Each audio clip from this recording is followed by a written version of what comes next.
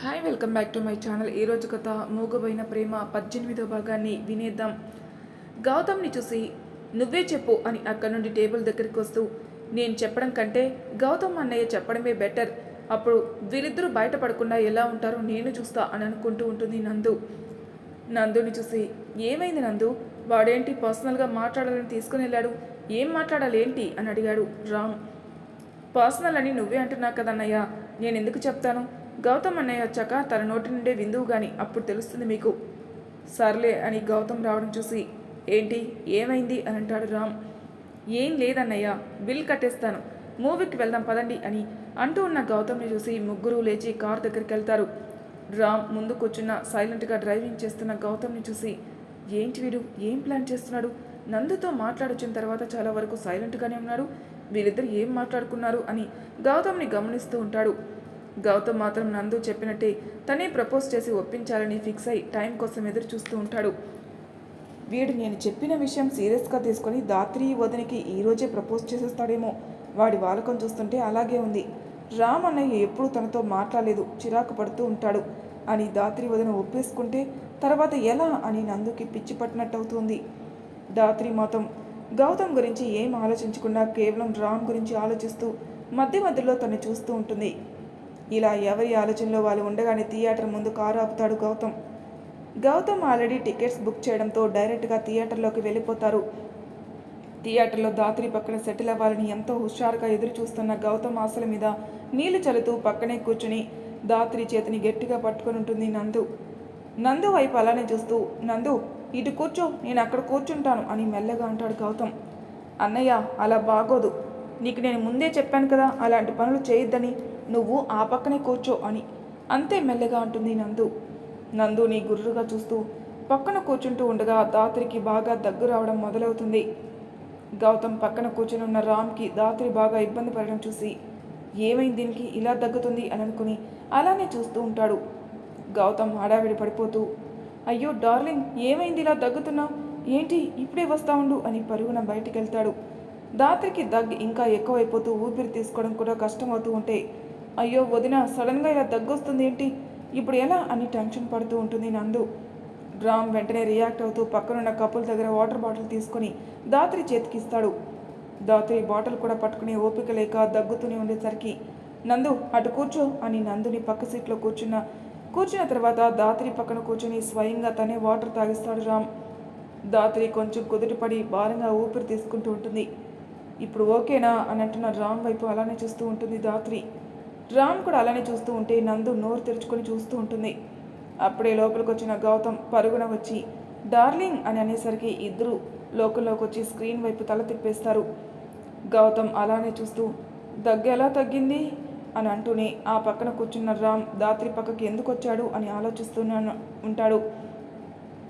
ఇద్దరు ఏం మాట్లాడకుండా ఉండేసరికి ఎలా తగ్గిందంటావేంటి, అన్నయ్య పక్కనున్న ఒకరి దగ్గర వాటర్ బాటిల్ తీసుకొని ఇచ్చాడు, వదిన తాగింది, తగ్గిందంతే, రా నువ్వు వచ్చి కూర్చో, తొందరగా మూవీ స్టార్ట్ అయిపోతుంది అని అంటుంది నందు. రామ్ని లేవమంటే బాగోదని నందు పక్కన కూర్చుని ముఖం చిరాగ్గా పెట్టుకుంటాడు గౌతమ్. మూవీ చూడకుండా మధ్య మధ్యలో దాత్రిని చూడడానికి ట్రై చేస్తున్న గౌతమ్ని చూసి, అరే బాబు ఏంట్రా నువ్వు, వదిన అక్కడే ఉంటుంది ఎటు వెళ్ళిపోదు, నువ్వు సైలెంట్గా మూవీ చూడు అని విసుక్కుంటుంది నందు. నీకేం తెలుసు నందు, ఒక ప్రేమికుడు ప్రేయస్ పక్కన కూర్చోవాలని ఆరాటపడుతూ ఉంటాడు, కానీ మధ్యలో కొన్ని ఎదురు దెబ్బలు తగులుతూ ఉంటే వేరే వాటి మీద కాన్సన్ట్రేషన్ ఎలా చేస్తాడు నందు చెప్పు. గౌతమ్ని అలానే చూసి వీడేం చెప్పాడు నాకు ఒక్క మొక్క కూడా అర్థం కాలేదు, ప్రేమికుడు ఏంటి ప్రేయస్ ఏంటి, అసలు నేను రాకుండా ఉండాల్సింది, వీడేమో వదిని ఎత్తుకుని వెళ్ళిపోదామని గోతికాడ నక్కలాగా ఎదురు చూస్తూ ఉంటాడు, ఈయన గారేమో అసలు ఏమీ పట్టనట్టుంటాడు, మళ్ళీ వదిన విషయంలో కేర్ చూపిస్తున్నాడు, పోనీ ధైర్యం చేసి అడుగుదామంటే ఎలా రియాక్ట్ అవుతాడని ఆగిపోతున్నాను, అదేమో భయపడుతూ ఉంటుంది, ఛీ దరిద్రం అని గొనుక్కుంటూ ఉంటుంది నందు. నందు సమాధానం చెప్పకుండా ఉండేసరికి చెప్పు నందు, నా బాధ నీకు మాత్రమే చెప్పుకోగలను, నా బాధ నీకు అర్థమవుతుందా అని అంటాడు. అన్నయ్య నీ బాధ నాకు అర్థమవుతుంది, కానీ నేనేం చేయగలను చెప్పు, వదినికి బాగా దగ్గొస్తుంటే ఇక అన్నయ్య వాటర్ తీసుకొని వచ్చి ఇచ్చాడు, నేను పక్కకు వచ్చానప్పుడు తను వదినకిచ్చాడు, తప్పే ఉంది ఇందులో, అయినా మీ ఇద్దరికి మరదలే కదా, ఎవరు కూర్చుంటే ఏంటి, ఎవరు వాటర్ ఇస్తే ఏంటి అని అంటున్న నందుని చూసి దాత్రి రామన్నయ్యకి మాత్రమే మరదలు అని అంటాడు. పోనీలేరా బాబు, నీకు కాదులే అని అనుకుంటున్న నందుని చూసి నాకు మాత్రం వైఫ్ అని అంటాడు గౌతమ్. నందు ఫేస్ వింతగా పెట్టి మంచిది అని స్క్రీన్ వైపు చూస్తూ ఏంటో ఏం జరుగుతుందో ఏంటో, వీడు చాలా ఆశలు పెట్టేసుకుంటున్నాడు, నిజంగానే వీళ్ళిద్దరికి మ్యారేజ్ అయిపోతుందా అని రామ్ వైపు చూసేసరికి పూర్తిగా మూవీలో లీనమైపోయి కనిపిస్తాడు. రామ్ని అలానే చూస్తూ వీడికి ఏ బాధ లేదు, నిజంగానే దాత్రి వదిన మీద ఎలాంటి ఫీలింగ్ లేనట్టుంది, అలాంటప్పుడు నేను హోప్స్ పెట్టుకోవడం ఎందుకు, ఒక్కోసారి ఇలా వింతగా బిహేవ్ చేసినంత మాత్రాన ఇష్టం ఉందని అనుకోలేం కదా, వీడికి నిజంగా దాత్రి వదిన అంటే ఇష్టం ఉంటే వచ్చిన కొన్ని రోజులకే చెప్పేసేవాడు కదా, కానీ ఇప్పటికీ చెప్పలేదంటే ఇష్టం లేదనేది కదా అర్థం. వీడి మీద హోప్స్ పెట్టుకోకుండా ఉండడం బెటర్, నాకు వదిన హ్యాపీగా ఉండడమే కావాలి, కాబట్టి నేను గౌతమ్ అన్నయ్యకి హెల్ప్ చేస్తా అంతే అని ఫిక్స్ అవుతుంది. దాత్రి మాత్రం మూవీ చూసి చాలా రోజులు అవడంతో హ్యాపీగా మూవీ ఎంజాయ్ చేస్తూ ఉంటుంది. రామ్ ఒక లుక్ స్క్రీన్ మీద వేస్తూ మధ్యలో దాత్రిని ఓరకంట చూస్తూ ఉంటాడు. ఇద్దరు మూవీ ఎంజాయ్ చేస్తూ ఉండగానే సగం సినిమా అవడంతో బ్రేక్ వస్తుంది. రామ్ పక్కకు తిరిగి చూసేసరికి నందు అలానే సీట్లో నిద్రపోతూ ఉంటుంది.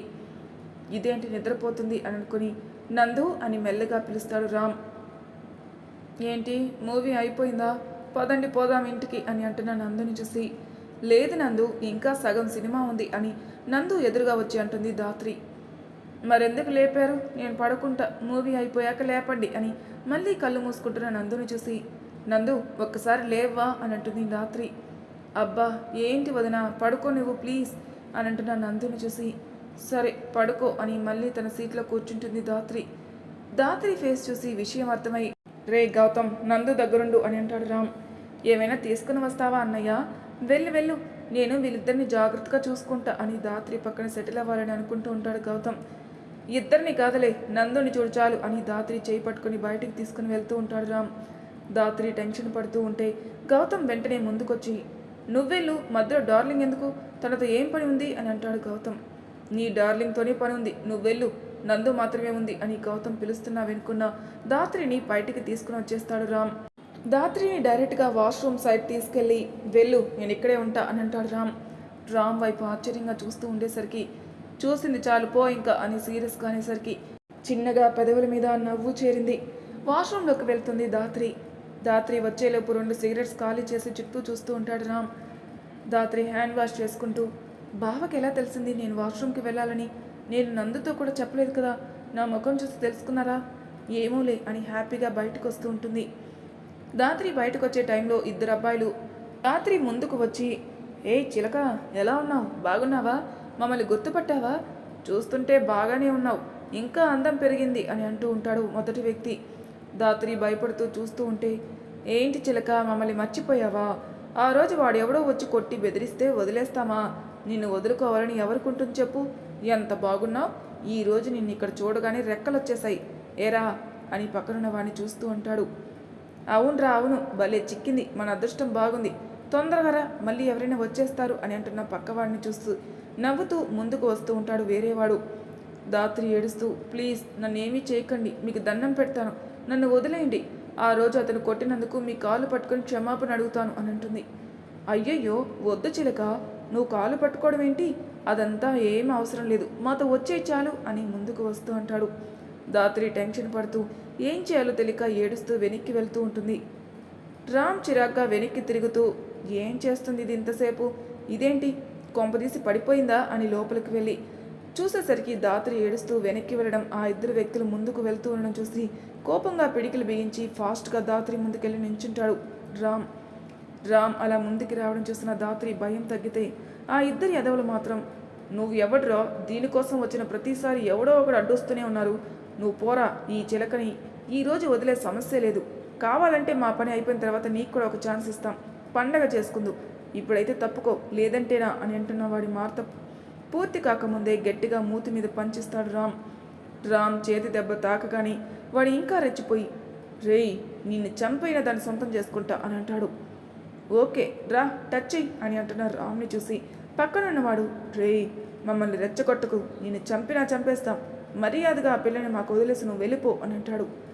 వెళ్ళిపోతాను, దాన్ని మీరు టచ్ చేయడానికి ట్రై చేయండి, ఒకవేళ మీ ఇద్దరిలో ఒకరైనా దాన్ని ముట్టుకుంటే మీరు చెప్పినట్టే నేను వెళ్ళిపోతా, ఒక 3 ఛాన్సెస్ ఇస్తాను, ట్రై చేయండి, మీరు దాన్ని ముట్టుకోలేకపోతే మాత్రం ఎవరిని మళ్ళీ ముట్టుకోలేరు. ఆహా అబ్బా అంత మగాడివా, చూద్దాం. మేము ఆ చిలకని ముట్టుకుంటే మాకు వదిలేస్తానన్నావు కదా, ఆ మాట మీదే ఉండు. ఈరోజు ఎలా అయినా ఆ చిలకని వదలము.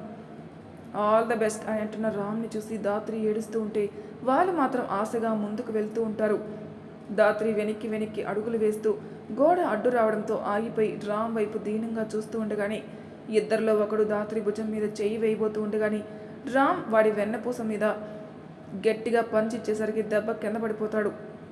వాడి పరిస్థితి చూసి కూడా పక్కన వాడు కోరికగా ధాత్రిని చూస్తూ చేయి పట్టుకుందామని ముందుకెళ్లేలోపు రామ్ వాడి చేయి వెనక్కి విరిచేస్తాడు. వాడి గట్టిగా అరుస్తూ, రేయ్ ముట్టుకోమని కొడతావేంట్రా అని నొప్పికి మెలికలు తిరుగుతూనే ఉంటాడు. రేయ్ మిమ్మల్ని ముట్టుకోమని చెప్పాను కానీ నేను చూస్తూ ఊరుకుంటానని చెప్పలేదు కదరా అని మరో చేయి కూడా వారు విరిచి వాడి ఫ్రెండ్ పక్కనే పడేస్తాడు. ఇద్దరూ కోపంగా రామ్ వైపే చూస్తూ, నిన్ను వదలం, దాన్ని అస్సలు వదలం, ఎప్పటికైనా తినేస్తాం అని అంటున్న వాడి మూతి మీద మరొకసారి గట్టిగా కొట్టేసరికి పళ్ళు గుచ్చుకొని నోట్లో నుండి బ్లడ్ వచ్చేస్తుంది. వాడి నోరు మొత్తం బ్లడ్తో ఉండేసరికి ధాత్రికి వణుకొచ్చేసి మరో దెబ్బ వేయడానికి చూస్తున్న రామ్ని చూసి భయంగా ముందుకొచ్చేసి, బావా భయంగా ఉంది, వెళ్ళిపోదాం అని ఏడుస్తుంది. ధాత్రి ఫేస్ చూసి భుజం చుట్టూ చేయి వేసి దగ్గరికి తీసుకుని పక్కకి వస్తూ వెనక నుండి కాలితో వేరే వాడి మూతి కూడా పగలు కొట్టేసి ధాత్రిని అలానే పట్టుకుని బయటికి తీసుకొచ్చేస్తాడు రామ్. ధాత్రి ఇంకా భయపడుతూనే ఉండేసరికి ఎదురుగా నించోపట్టి కోపంగా చెయ్యి ఎత్తి కొట్టేవాడు. కానీ ఆగిపోయి, పిచ్చిదానిలా చేస్తావేంటి, అక్కడ వాళ్ళు ఏడిపిస్తూ ఉంటే నన్ను పిలవకుండా ఏం చేస్తున్నావు, నువ్వు ఏడుస్తుంటే చూసి వెళ్ళిపోతారనుకున్నావా, ఇంకా ఎప్పుడు మూగదానిలావా ఉంటావా, రియాక్ట్ అవ్వాల్సిన టైంలో కూడా ఇలానే చేస్తూ ఉంటావా అని సీరియస్గా అంటాడు రామ్. రామ్ ముఖం గంభీరంగా ఉండేసరికి నోట్లో నుండి మాటలు రాక అలానే చూస్తూ ఉన్న ధాత్రిని చూసి, ఏంటి మాట్లాడు, నాకు వచ్చిన కోపానికి నీకు 2 తగలాలి, పోనీలే అని ఊరుకున్నాను, ఇప్పుడు కూడా మాట్లాడకుండా అలా గుడ్లు వేసుకొని చూసావో ఈసారి నిజంగా కొడతాను అని అంటాడు. రామ్ కొట్టినా కొట్టేస్తాడని భయంగా చూస్తూ, వాళ్ళని చూసి భయంతో మాటలు రాలేదు బావా, అందుకే పిలవలేకపోయాను అని మెల్లగా అంటుంది ధాత్రి. ధాత్రిని చూసి చిన్నగా నిట్టూర్చి, సరే పద వెళ్దాం అని లోపలికి తీసుకుని వెళ్ళేవాడు ఆగిపోయి, ఇంటికి వెళ్ళిపోదామా అని అంటాడు. అని నిలువుగా తలూపుతుంది. సరే ఓకే అని ధాత్రిని పక్కన కూర్చోమని చెప్పి ఫోన్ తీసుకుని గౌతమ్కి కాల్ చేస్తాడు.